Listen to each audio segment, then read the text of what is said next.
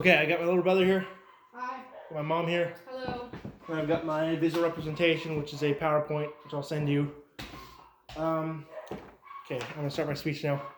There is an estimated 3.6 million reports of child abuse in the U.S.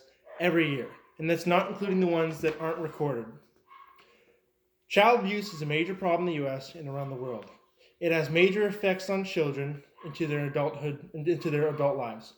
One major effect of child abuse is the increase in psychological disorders, such as PTSD, psychopathy.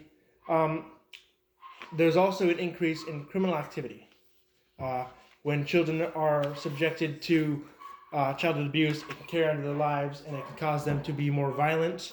It can cause them to be less rational. They can have problems dealing with things in their head, which cause them to be more violent. So us as educated adults who are able to speak out, it is our duty to speak out about this problem and raise awareness to it.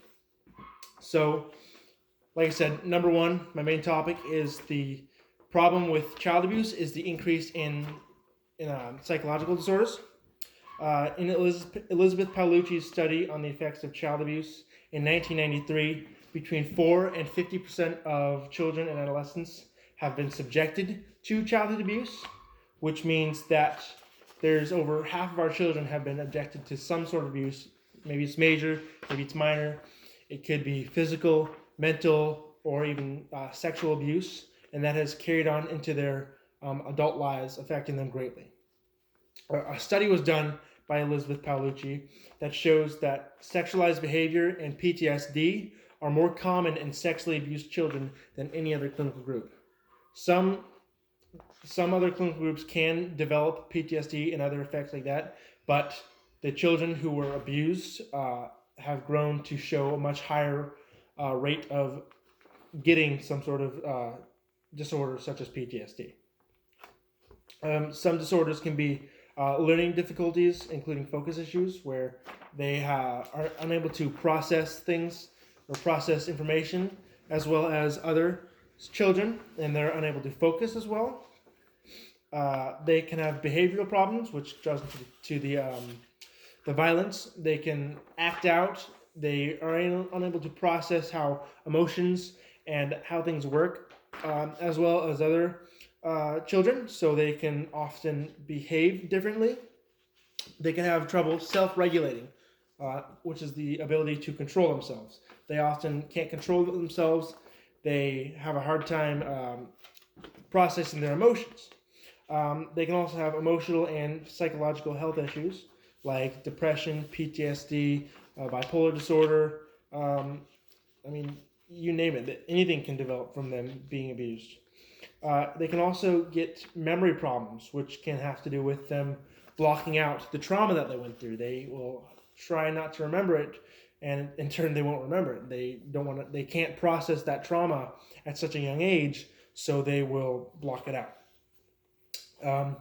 In Abigail Powers' text from 2010, childhood emotional abuse can lead to PTSD, which can lead to schizotypal personality disorder, which causes them to think differently from others. So they process information or emotions differently from others, which people can find them odd, and they stick out from the rest of the population, which can lead to them having a fear of forming relationships, which is also part of the disorder.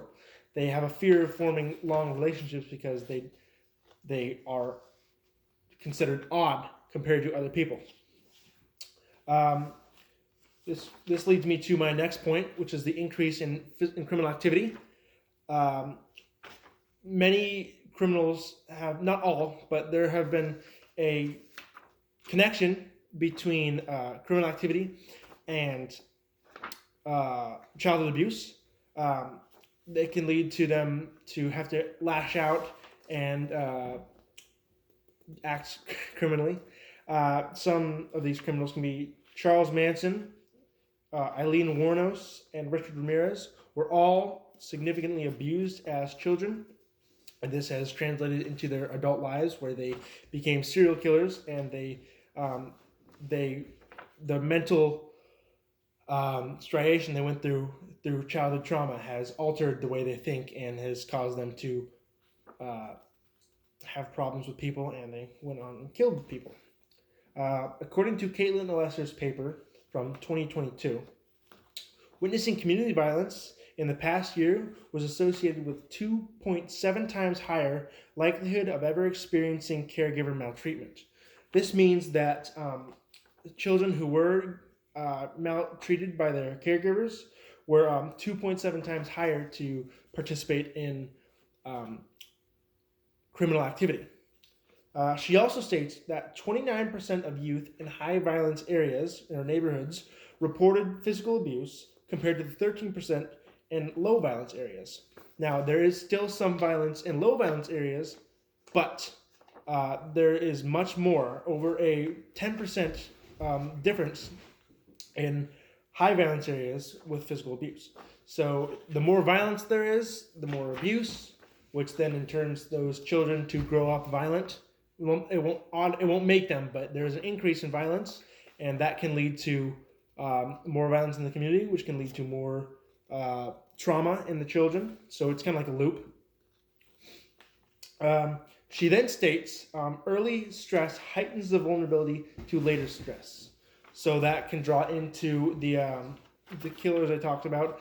They were stressed in their early lives, which made them more more vulnerable to stress in their later lives, which caused them to act out and lash out at people.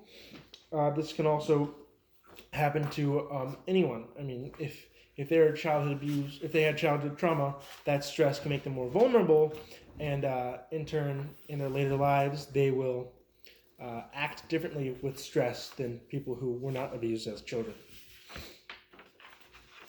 So, in my speech, I talked about childhood abuse, childhood trauma, and how it affects those children on in their adulthoods, and how it mentally affects them, physically affects them.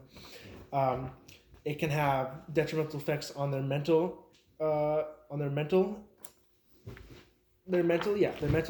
status.